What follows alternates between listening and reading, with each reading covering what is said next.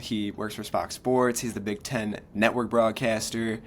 He's done a couple Bulls games on the side this year as well. And Connor, how you doing, man? I'm good. I'm good. Thanks for having me, Travis. Excited to be You're on. welcome. All right. So we're gonna. It's kind of like topics a little bit. It's like the origin story. Your time working with Big Ten, calling different sports, all that. So we're gonna start with the origin story. So what first got you interested in becoming a broadcaster? Um, there are kind of two parts to that. So the first interaction I had with any type of broadcasting was Pat Hughes here in Chicago, listening to the Cubs games at the time on WGN radio as a kid. That's the first voice calling a sporting event that I can ever remember. And of course, John Rooney and Ed Farmer on White Sox games, and later listening to Bulls games and watching Bulls games, and a lot of Chicago influences were obviously tied into my desire to do it. But I naively thought that I could walk onto the basketball team at Ball State in college and couldn't. Um, you know, Too short, jumper wasn't good enough. All the things Yeah. required of being a D1 basketball player didn't have them. Um, but I didn't really have any thought of actually pursuing broadcasting as a career until midway through college when I had a roommate who, funny enough, is now a drone pilot. His name is Tyler Oh, wow. Bradfield, who did play-by-play at the time. He, said you've got a spontaneous personality, which is good for play-by-play. You obviously love sports. You're knowledgeable about sports. I think you should give this a shot. So I kind of brushed him off and was like, yeah, whatever. Like maybe I'll do it as a hobby. But it ended up being something I fell in love with my junior year of college, and here we are, over 10 years later, pursuing it as a pro. What was the first opportunity you got? Oh man, I did do one or two games in high school, but kind of like I was saying there, it was just for fun. Yeah. Never thought it would go anywhere. But I was the color commentator for a couple of the girls' basketball games in high school, and I was basically I did like a Gus Johnson impersonation. 'Cause, like I don't know, that's what drew me in that day for some reason. But I think Yeah. I threw out like a Gus Johnson pure call, lost my mind in a couple of three pointers. But then Yeah. eventually, when I started to seriously pursue it in college, I obviously started to develop my own voice and my own Yeah. style. Did they end up winning that game? The girls team. I believe they did. Our girls team in high school was pretty good at Lyons Township High School, so I think they did. I mostly remember my bad impersonation, but I'm pretty sure they ended up winning that game. Yeah. So, was there a specific moment where you realized you can make this into a career? Hmm. It's a good question. There have been a couple of those um, where I was like, okay, I think I'm gaining enough traction now to where this is actually feasible to make a living out of this. And I'd say the first big one was getting my first job in Quad Cities in minor league baseball. They were Hmm. the single A affiliate of the Astros at the time. It was a really exciting time to be in that organization. It was 2017. It was the year that the Astros won their first World Series, and um, I was fresh out of college and actually left college a couple of months early. So that was one, I'd say, benchmark moment of maybe I can do this as a career. If somebody wants to hire me to make money to call games. It wasn't very much money. It was like six Yeah. hundred dollars a month. So um, I wouldn't say that was like the full fledged. I'm going to do this for the rest of my life. And Yeah. honestly, that's kind of what keeps me hungry now that I'm into my early 30s. Is um, you know you're you're always you're always looking for kind of that stability, which keeps this Yeah. industry exciting. Which I've been fortunate enough to work for a lot of good people that have continued to give me opportunities. So I'm grateful for that. Was there anybody that was great when you in the minor leagues, your first job? Was there anybody that was like Oh, really, really good and they made it to the big leagues? That team, so the 2017 Quad Cities River Bandits, if there are any baseball sickos out there listening, um, if you go and look up that roster, you're going to recognize a lot of names. I think it was 24 or 25 different guys that ended up making the big leagues off of that team. They won the league championship that season. It had Yordan Alvarez on that team, at least for a month. Yeah, And he obviously, he's really good. yeah, he skyrocketed a few years after that with the big Yeah, league club in Houston. Trying to think who else that would be really, really notable. Jake Rogers has had a pretty good run as a catcher. With he ended up being in the Justin Verlander trade between the Tigers and the yeah, Astros. Chucky Robinson has made the big leagues. A guy named Ronnie Dawson, who played at Ohio State. Um, CNL Perez was a left-handed pitcher we had that made the big leagues. We had Evan Gaddis. Maybe you remember that name from the yeah. big leagues.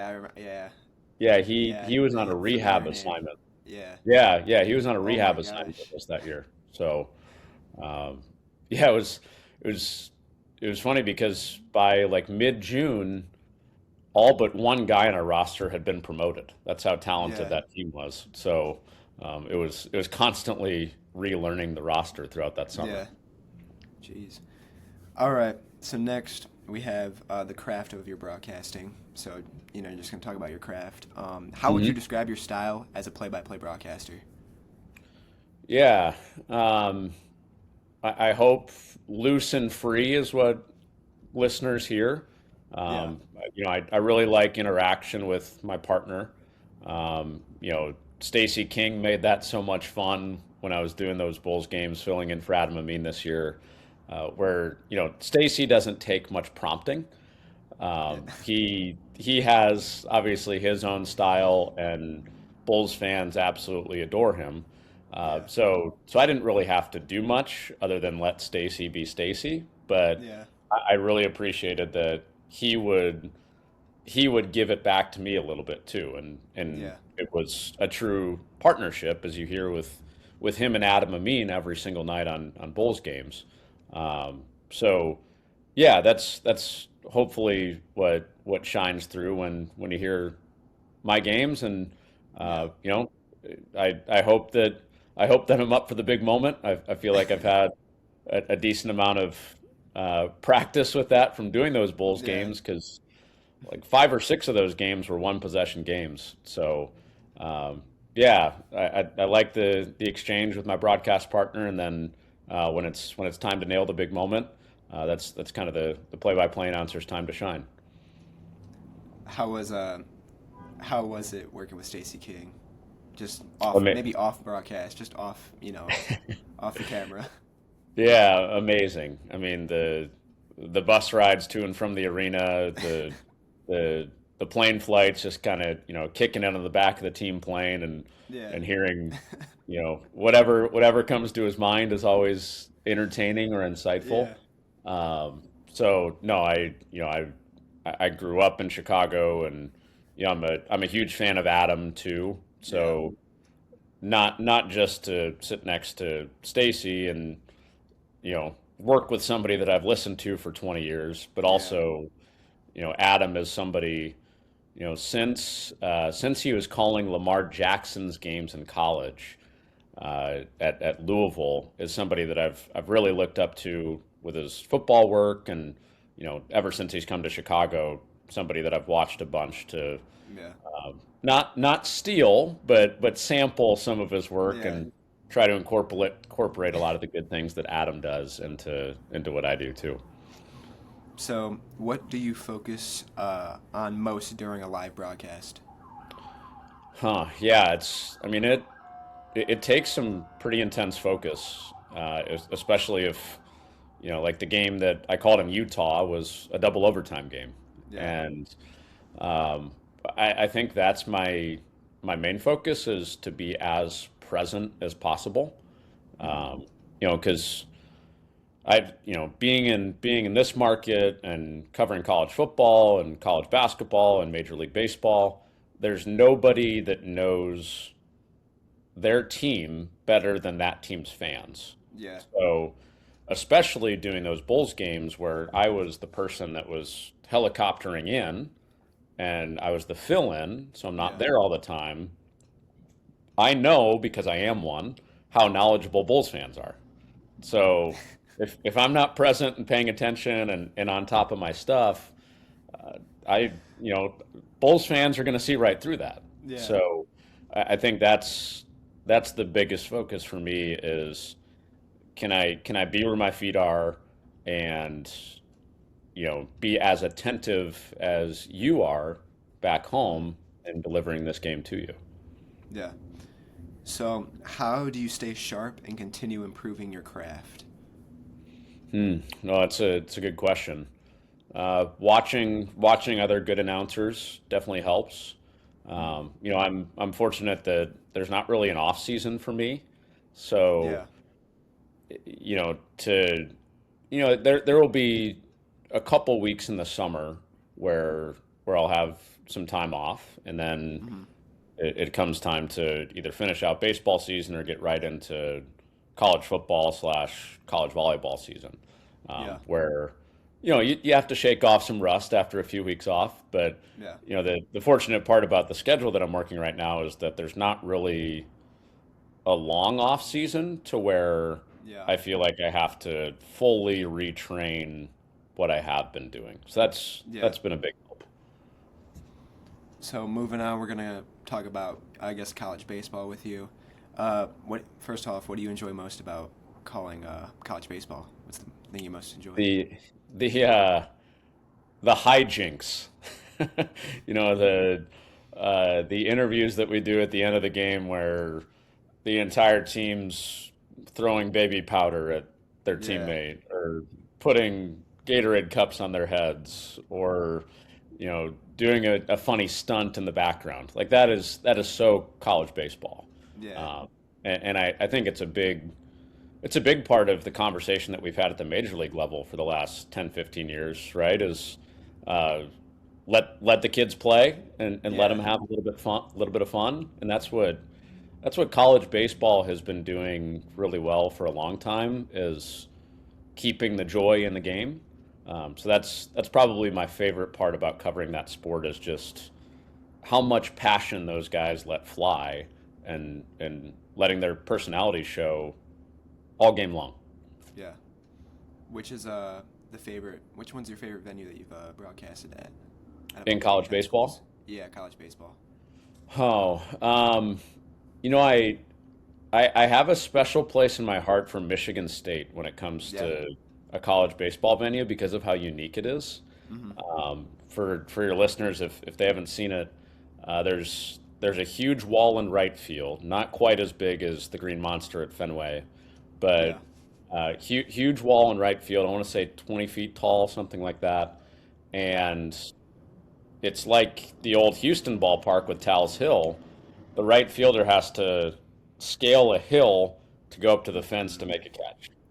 So that makes for a lot of interesting bounces and interesting routes for the right fielder. Yeah. It's fun watching warm-ups just to see how the opposition handles infield and outfield practice. Just like seeing the Yeah. right fielder kind of wander out there and look up at this big wall, like what is this thing? So that's one of my favorites just because of the uniqueness of it. Yeah. Has calling college baseball changed the way you see or understand the game? I think so. I think so. I mean, it is a different game Yeah. compared to big league baseball. Not just Hmm. not just the ages of the guys and the skill level of the guys, but the metal bats versus the wood bats. Yeah. College baseball has trended a little bit more analytical, and Yeah. and I think has gotten to a point where it's starting to match big league baseball in that way as far as the Hmm. information. Yeah. But you still see more small ball in college baseball. Hmm. You have maybe one midweek game and then a weekend series, so the Yeah. pitching lines up differently. You see two-way players more. Shohei Ohtani at the big league level is Yeah. the exception, but I think it's really fun in those unique type of ways where it is a different game. So that's Yeah. what's fun for me when I might call a college baseball game on a Friday in the spring and then call a major league game on a Saturday. Wow. You do notice the differences in Yeah. style of play. It's the same sport, but it's a different sport. Yeah. So, what's something that happens in college baseball that you don't really see anywhere else? Hmm. Yeah, I mentioned the personality and the celebrations. That's Yeah. definitely unique to it. Um, in any other sport, is that what you mean? Uh, I mean, yeah, we can do for any sport. Yeah. Yeah. This is one that I hadn't seen in any other sport. I want to say it was 4 years ago now. The Big Ten baseball tournament got really squeezed for time Yeah. because the first day of the tournament got rained out. Really. So there was a rush to get the tournament in before Sunday. So we had a full week of games where we were playing until like 3 or 4 in the morning. Mm. It was like every night of the week we are setting a Yeah. record for the latest first pitch or the latest ending at Charles Schwab Field in Omaha, the home of the Men's College World Series. Um, so I know like college basketball used to do, the 24-hour tip off where you're playing games through the night and it's 24 hours to start the season. But Yeah. as far as my experience, only at a conference baseball tournament where you get a rain delay and get a whole day wiped out can you see the most important games of your season being played at 3 o'clock in the morning. So How that was how late did what they end the college baseball games when you're doing that? the latest one I think was 3:14 a.m. Boy. and we had the first day of the tournament get totally wiped out because of rain, and then Yeah. this was a semifinal game Hmm. that I think the first pitch was at like 11:53 p.m. and then we had a rain delay or a lightning strike at like 1:13 a.m. and and the game was 1 out and 1 strike away from being official when the lightning strike No. happened. Oh. So So I'll always remember Danon Hughes, who is both a color commentator and does a great job with us at Big Ten Network. He's both a color commentator and does some reporting during the Big Ten baseball tournament too. He was the reporter for that game, so he was down in the field, came up to the press box, and during the lightning delay, like laid down on the floor and took a nap because it was it was like his fourth day in a row of working until 2 or 3 in the morning, whatever Yeah. it was. Wow. That's wow. I never knew that. Yeah, I don't watch much college baseball, but I did not know they crammed it in like that. I mean, isn't it kind of like MLB is sort of the same way, isn't it? But it's more earlier in the day. I guess it's earlier yeah. in I the day. think you'll like you, because of the way a conference tournament works in college, where you're handing out an automatic bid to the NCAA tournament for the champion. Yeah. There's more of that urgency to get the game in a certain amount of time. Whereas Hmm. you'll see some of those long delays in Major League Baseball, but Yeah. you're more likely to see a suspended game where Hmm. umpires Yeah. in the front office are looking at the radar and they see Yeah. we're not going to have a window to play this game for 10 hours. So let's just Hmm. suspend the game and then we'll pick it up in the third inning tomorrow rather than, the rush of trying to get 14, 15 college baseball games in before the end of the weekend. Yeah. So that did make it a little bit different and that very rare experience at that one college baseball tournament. Was that the most games you've called in a span of like a week Who? or in a few No, days? I think so. I used to do the Ohio Valley Conference Championship, Really? uh, and I want to say I did back-to-back days of 4 basketball games in a row. I think that's Wow. probably the longest marathon that I've ever done. So there was one year, I think it was my last year doing it, where I did the quarterfinals for both the men and the women for the OVC tournament on Wednesday and Thursday.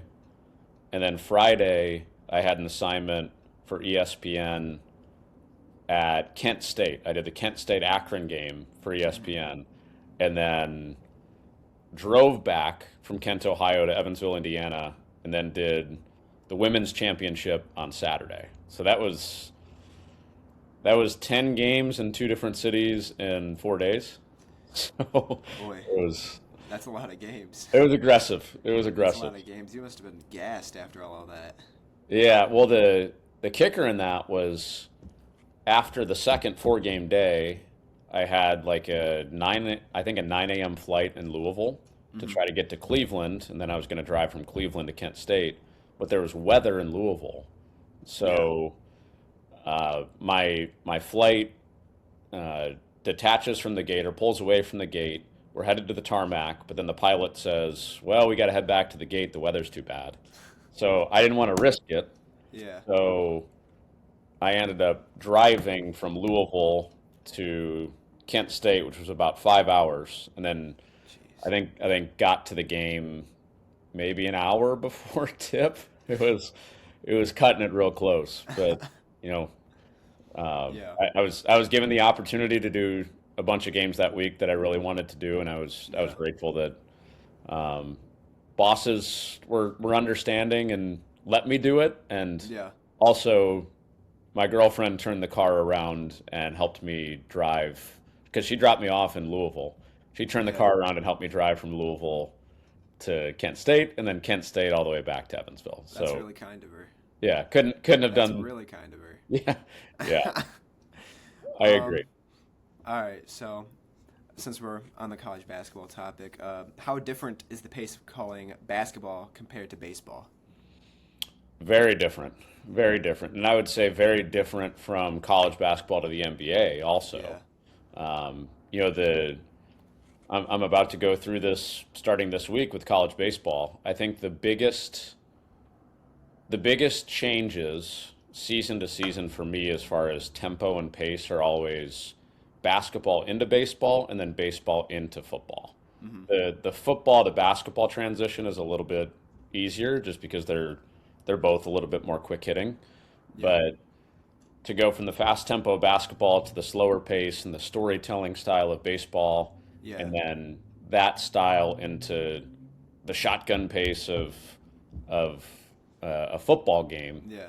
it's always a little bit jarring, I would say, for like that first inning going from basketball into baseball, and then that first drive of the football season Yeah. is always kind of this element of not let me get my footing because I think I've done a decent amount of it now to where it's a little bit more comfortable, Hmm. but there is a little bit of culture shock almost Yeah.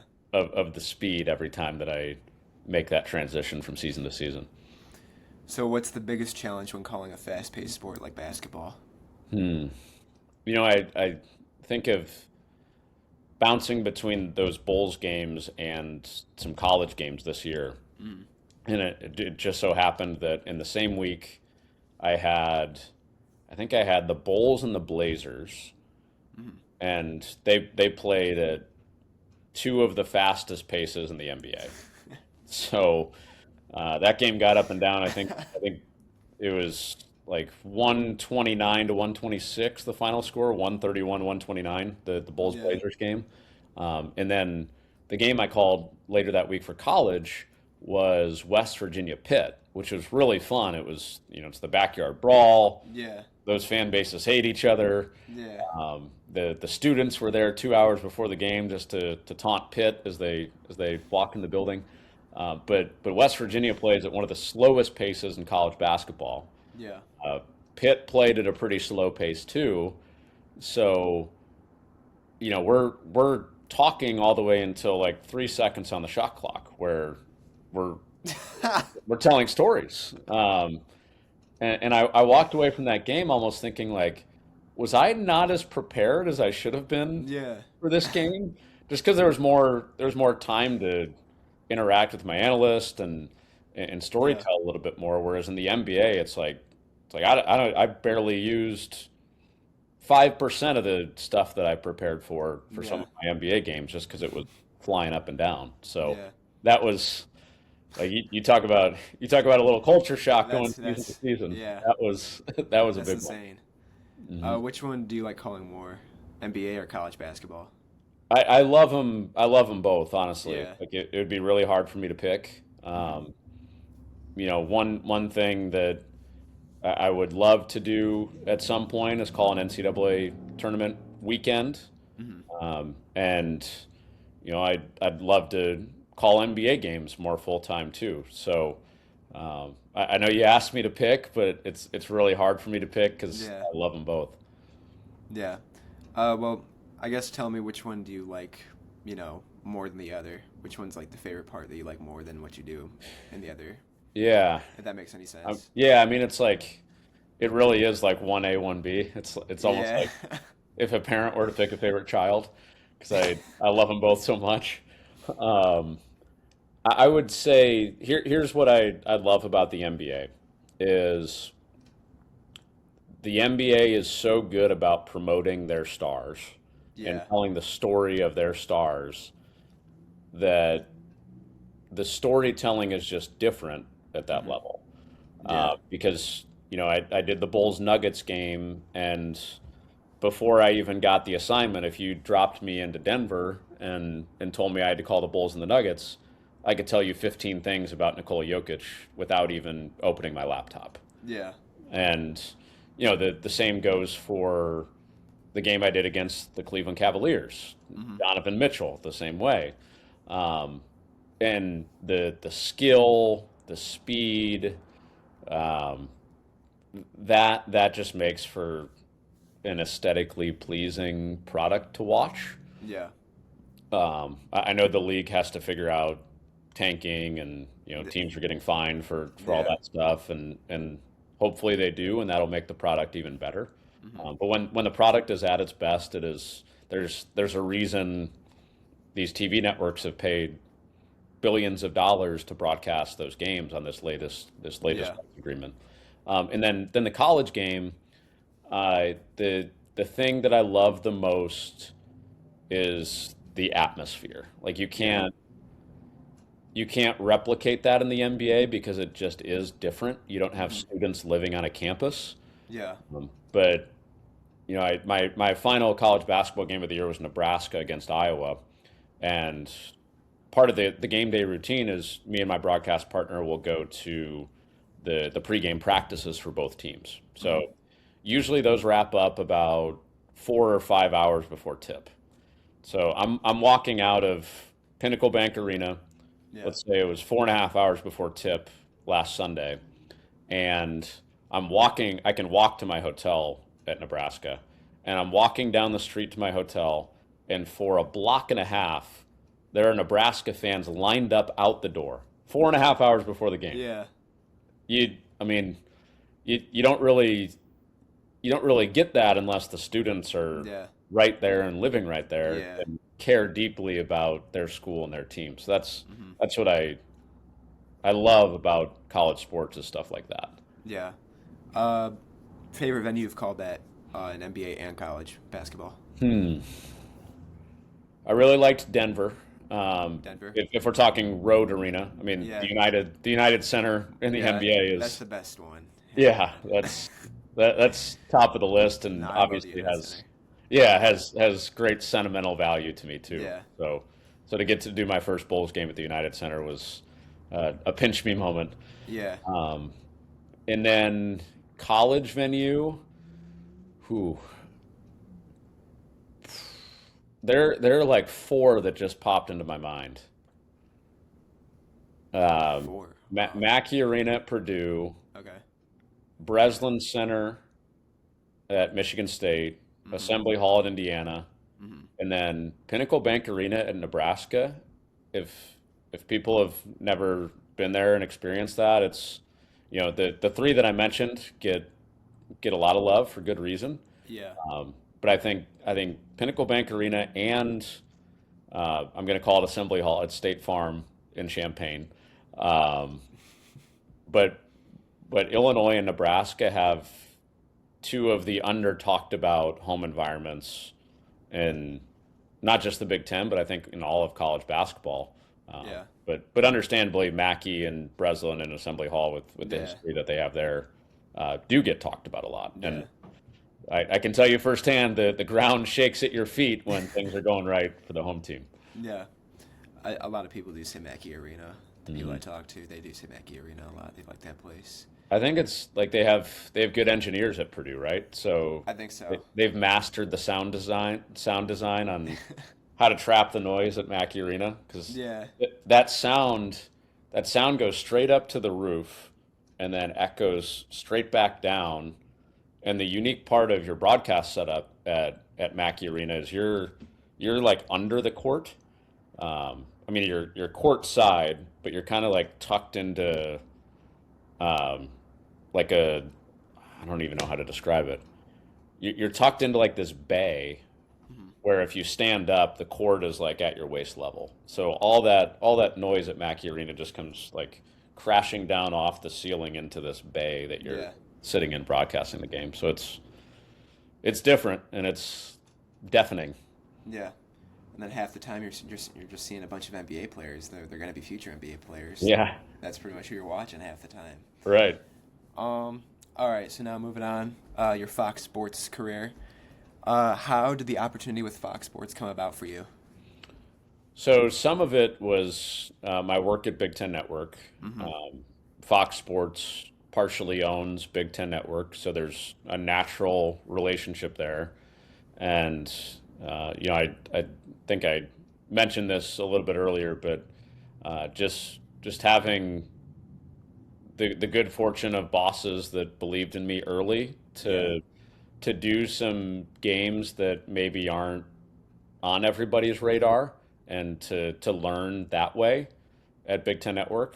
I Yeah. did one year I did the Big Ten track championships on Big Ten Plus, and it wasn't even the most exciting events of the Big Ten championships. It was um, it was the field events, which Yeah. I gained so much respect for shot put and pole vault Mm-hmm. and the difficulty in doing that.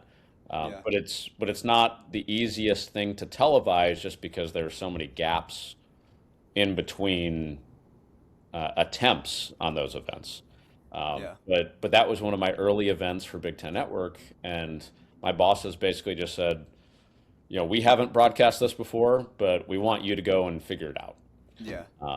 So they gave me platforms like that to prove myself and prove that I could figure it out, and Mm-hmm. gave me opportunities to advance to eventually do, high level volleyball and basketball and baseball and eventually football for Big Ten Network. Mm-hmm. And that development at Big Ten Network eventually caught the eye of the bosses at Fox Sports, and then almost 2 years ago now they brought me on full time. So yeah, it's been That's a awesome. really really good Yeah. relationship, and I'm um, again really really fortunate Yeah. that kind of got in at the ground floor and Mm-hmm. was I'd say like a grassroots project for Big Ten Yeah. Network. They saw something in me and then let me develop. I guess let's go a little off topic real quick. I asked this to one of the first people I talked to. Was there anybody that like opened doors for you? Like any people they can give me that just kind of helped you get to where you are now? Yeah, um, there are a lot uh, from Ball State where I went to college. I Mm-hmm. mentioned Tyler Bradfield, my roommate. Mm-hmm. Luke Martin was one of my first radio talk show partners. He's now the voice of Southern Illinois.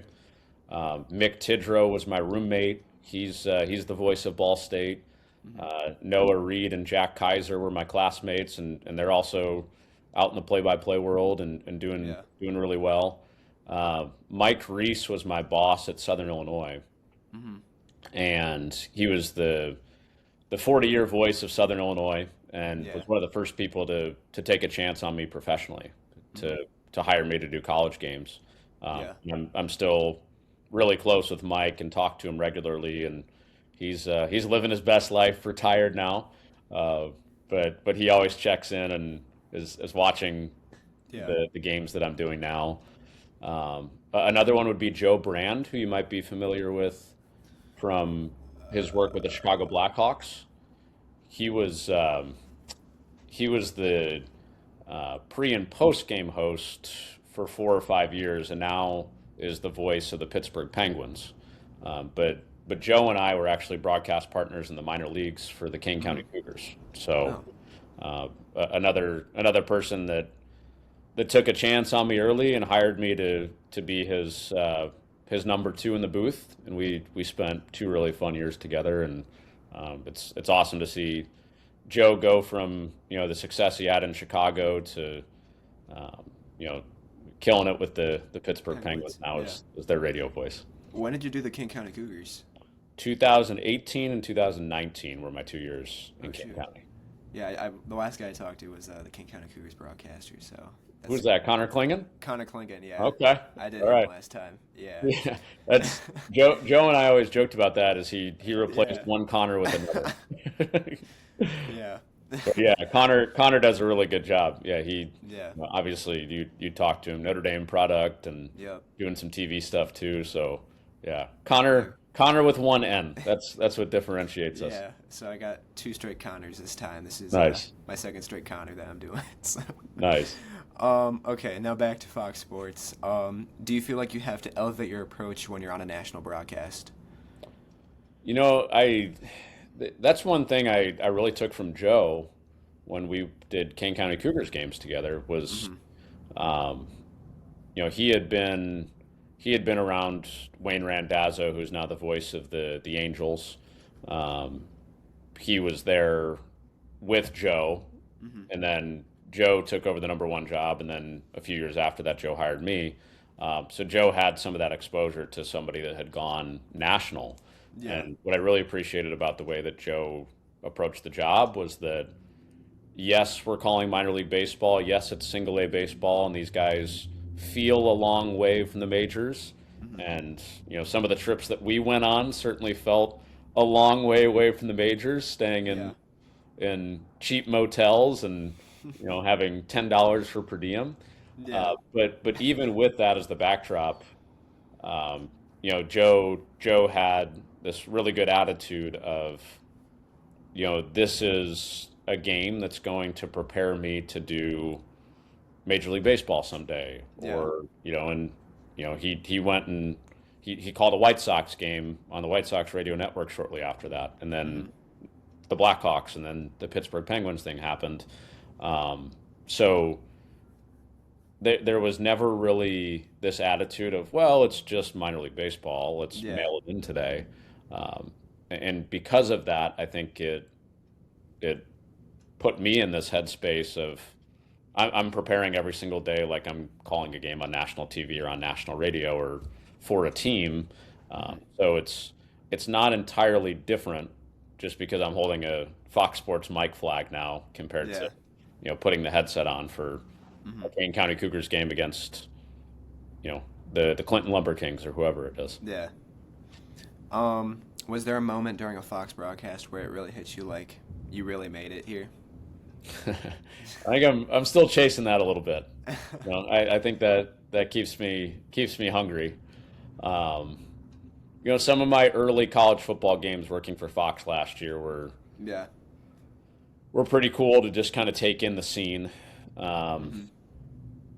Mark Helfrich, the former Oregon head coach, developed Marcus Mariota, took him to the national championship game.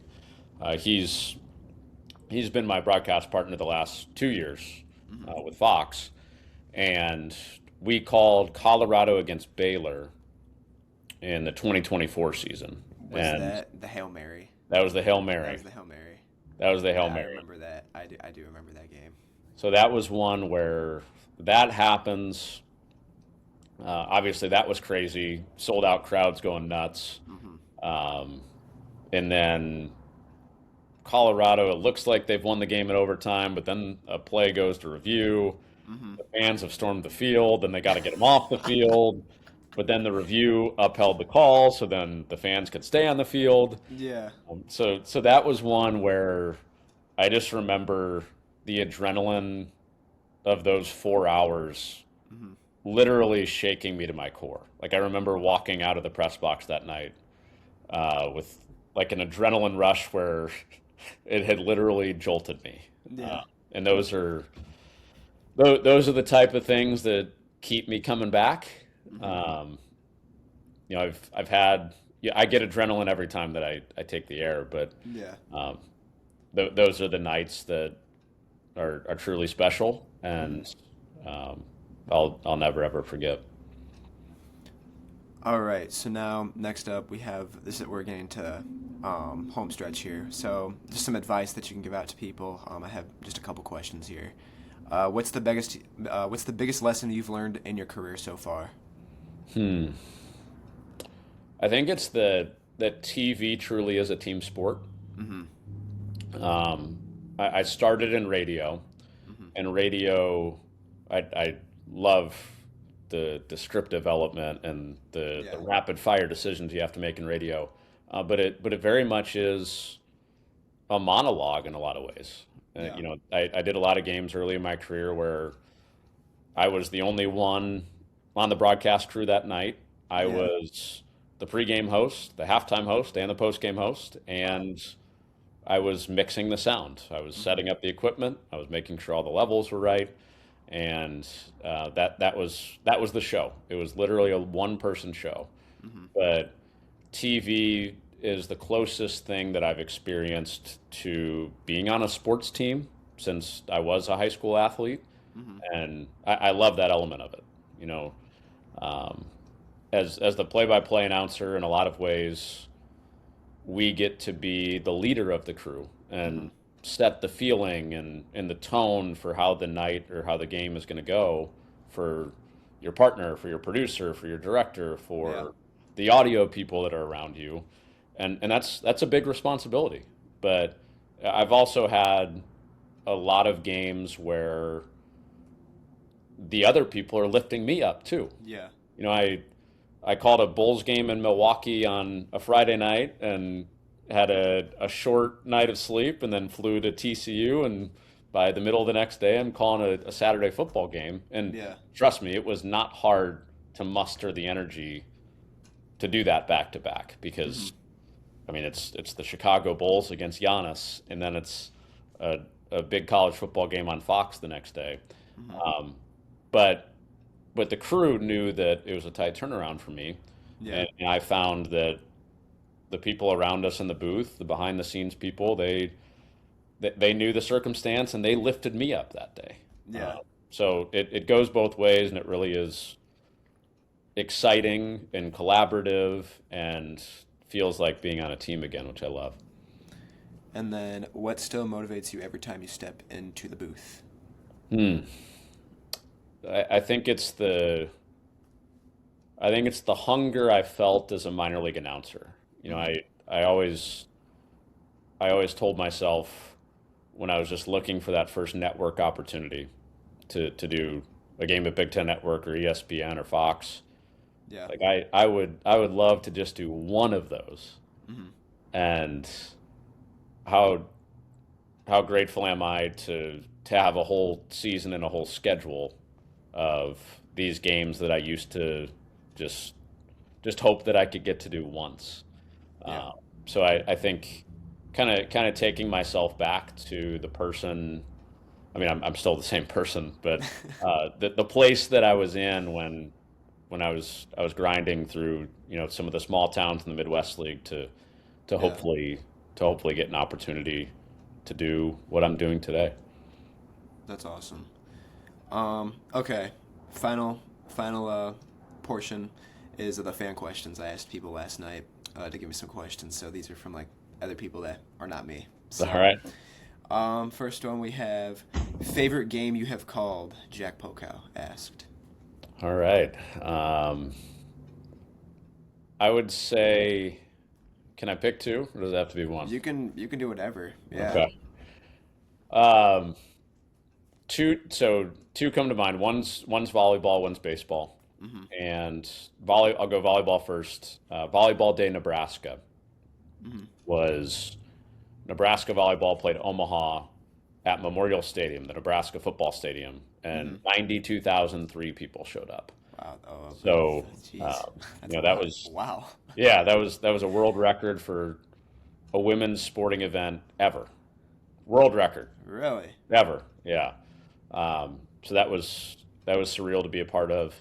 And then my Major League Baseball broadcast debut that's a day I'll never forget too. And Yeah. there was a Chicago tie in that. I was working with AJ Pierzynski, the former White Sox Yeah, I catcher, know who he is. in Houston, where he won and clinched the World Series Yeah. with the White Sox. So those are two games in 2 days that I'll never forget.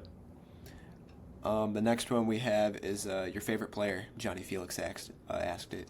Your favorite player to watch, or Is this current player or all uh, time? just whoever, whatever you want, however Okay. you want to answer. Yeah. I mean, hard not to say Jordan if it's all time, Yeah. being a Yeah. Chicagoan. We can do all time and current. Okay, I'll go current. Current, I'm really trying to enjoy Steph as much as possible.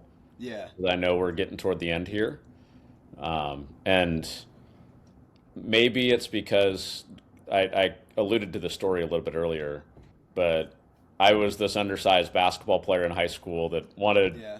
wanted nothing more than to get a chance to play D1 basketball, and Steph kind of lived that dream. Yeah. Obviously, he he has done it infinity times better than I ever could have, but I'm really trying to appreciate what are probably the last few years we get to watch the greatest shooter of all time. Yeah. And then you said your all time was Michael Jordan. Yeah. Nice. Okay. Third one we have favorite fast food, and what do you get from there, Caleb?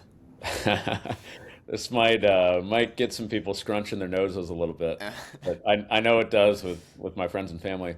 But I love the fish fillet at McDonald's. What? I love it. I love it. I'm not Why? going to apologize for it. It's so good. I love the tartar sauce. I love the cheese. I don't care where the fish came from. That's funny. Amazing. No, I mean McDonald's is good, but not the filet of fish. I mean, I'll mix it up with a McChicken every once in a while. Okay. And pretty much anything from Taco Bell is good too. And then the final fan question we have is, what are you looking to accomplish in the next 5 years in your career, and what are the next steps you plan to take to get there? My mom asked that. All right, Travis's mom. Thanks for the Yeah. question. I think at some point, I would like to work for a team.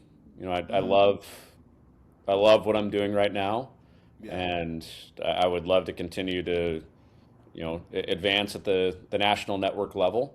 But I got a little taste of it filling in for Adam on the Bulls, Yeah. and I hope Adam is the voice of the Bulls for as long as he wants to be, and he should be. So I'm not saying it's being the voice of the Bulls, but Yeah. a job that is similar to that, whether it's a basketball job or a baseball job, is something that definitely interests me. So Or, yeah, so like you said, like be a part of the team and everything. Yeah. Being able to know the players, connect with them a little bit. Yeah. yeah, exactly. And there's a different relationship that comes with the fan base when you're the voice of the team too, versus Yeah. being the neutral national person. Yeah. No, I mean, yeah, I guess I could see that you because if you have a team that you actually broadcast for, that you can be like a fan of them, sort of. You can be a little biased. So, Yeah, you can be. yeah. I don't know if I'd go like full homer, but Yeah. I would definitely be for the team. There's no doubt about Yeah. that. Yeah. All right. Well, Connor, that is all the questions I have for you today. Thank you for coming on. I appreciate your kindness for doing this with me. I tell this to everybody. You don't have to do this, but you got back to me. You said yes, so I appreciate you just taking your time out of your day just to come on here with me. Of course, yeah. Thanks for thinking of me, and thanks to your fans for asking some questions too. Yes, sir. And then good luck with the rest of your career, man. I hope to see you, maybe commentating the Cubs one day or something. So, I appreciate all right, it, bro. Travis. Good luck All to you right. too. Yep. Thank you. All right, see you soon.